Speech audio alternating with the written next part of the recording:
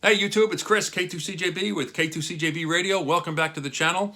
The weather's getting warmer in the state of Connecticut. The snow is melting, which means it's time for the old guy to venture back outside and do some POTA activations. You know, when the weather was cold, the old guy wasn't going to go out there. The gear has been sitting in its case since last summer, so it's time to take it all out and make sure everything's working. I would hate to get to a site and find out that half my gear doesn't work. So this video starts a series of field gear preparation videos.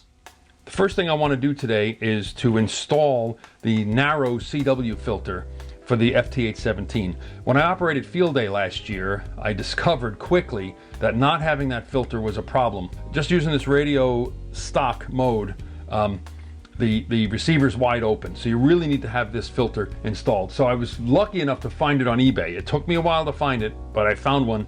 Now this really isn't much of a how-to video. I looked online on YouTube to see how to get the radio apart and install the filter, but I'll show you what I'm doing with it here. First of all, there's a handful of screws you have to remove. There's one here in the back, two on the top, two on each side. So let's get started and take the cover off.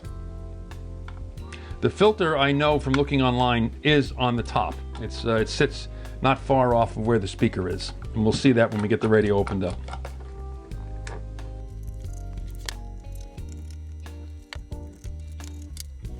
When you do this, be careful. There are two types of screws. There's a recessed screw and a panhead type screw. Just be careful that you put them back where they belong. Now we'll get the cover off. To be careful that we don't distort the faceplate too far out of its location.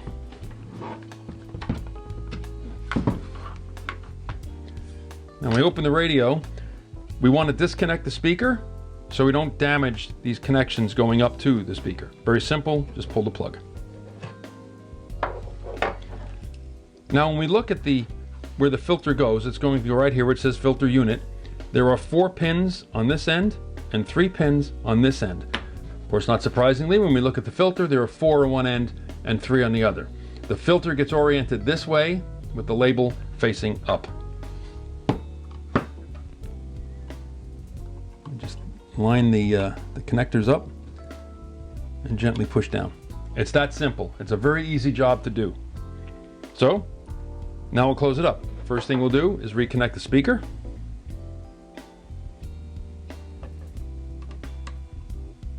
Not easy to do with big old thumbs like mine.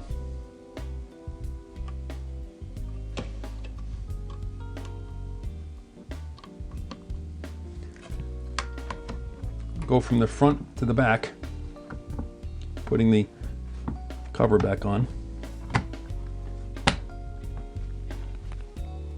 Again, be careful which screws go where.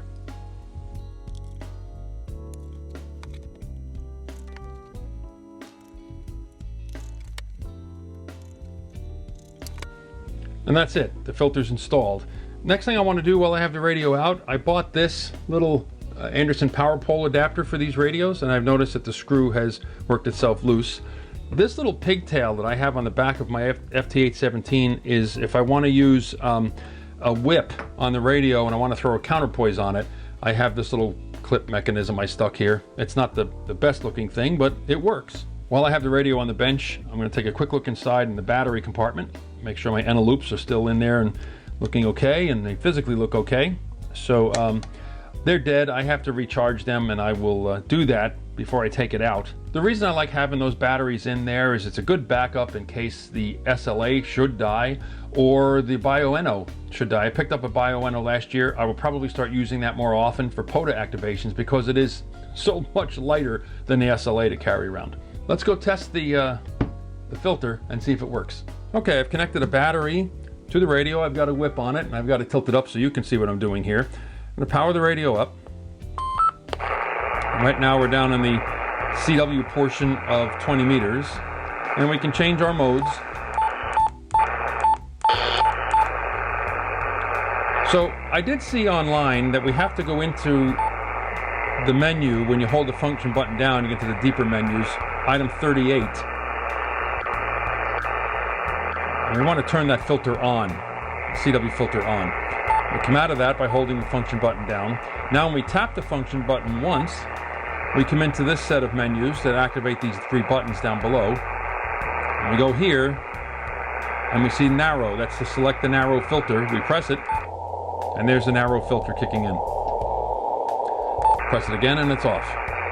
Well, there you have it. Not a very difficult project installing the CW filter into an FT817. You know, that radio's been around a long time, so there's plenty of videos out there to show you how to do it. Mine really wasn't intended to be a how-to video. But what it is a reminder for all of us that do field operations to make sure all our gear is ready to go before we head out into the field. There'd be nothing worse than getting out to a park and setting yourself up and finding out that something didn't work or you forgot something. So if you'd like to follow along as I test all my gear out and make preparations and check cables and all that other stuff, click subscribe. That way you can follow along and you'll be notified the next time that I make a video. Also, and I say this for all the YouTubers that you watch, click the like button. That really encourages us knowing that you're watching and that the videos we're putting up there are helpful. So again, click like and click subscribe. So until next time, 73 from K2CJB.